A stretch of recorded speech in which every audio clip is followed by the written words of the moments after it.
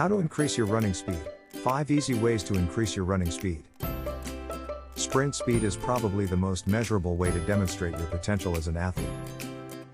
In this video, I'll show you to increase your running speed, which is valuable at any level of competitive athletics.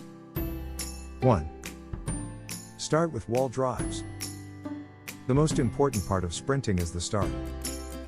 To practice the correct starting from, drive into the wall, achieving triple extension, hip extension, knee extension, ankle plantar flexion on your back leg, and drive your front knee forward and up to hip height. Your front knee should be bent at 90 degrees in the top position.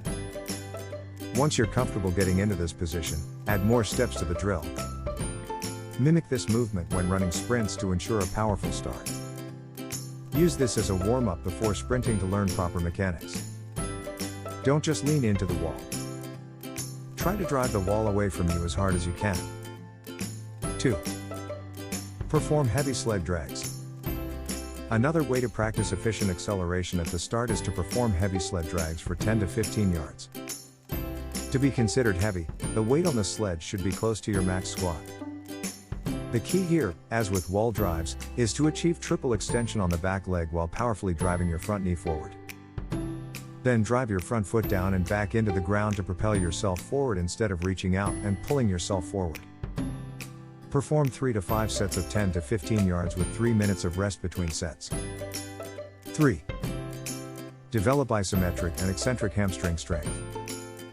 The best way to train your hamstrings to improve running speed is to perform eccentric and isometric exercises. When running, the hamstrings don't act primarily as knee flexors.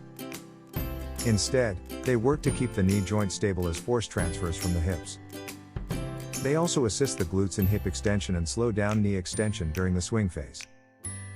For isometric strength, do bent knee hip thrusts on a ball or bench for 3 sets of 10 to 15 reps. Start with your knees at a 10 to 20 degree bend and maintain that angle throughout the entire exercise by contracting your hamstrings.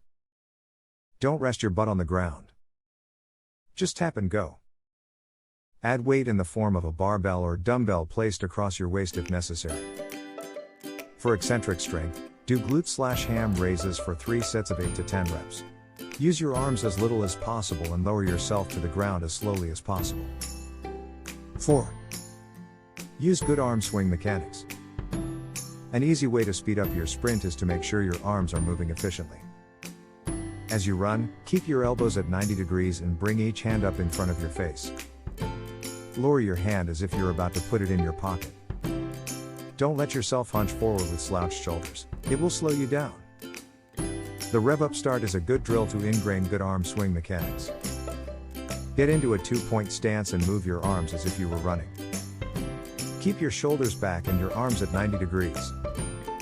After a few practice arm swings, take off into a sprint and maintain focus on your arm swing. 5. Improve stride length. Many runners make the mistake of taking lots of short, choppy steps when they try to run fast. A better option is to take longer strides, and make them as powerful as possible.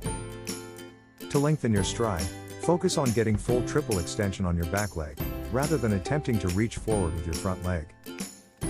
If your foot lands in front of your center of gravity during acceleration, it will slow you down, so focus on driving your feet back at ground strike instead of just letting your feet smack the ground. To develop a feel for powerful hip extension, perform 3 to 5 sets of standing triple jumps at the beginning of your workout. So, if you want to increase your running speed, and make yourself more marketable to coaches and scouts, try these drills and exercises.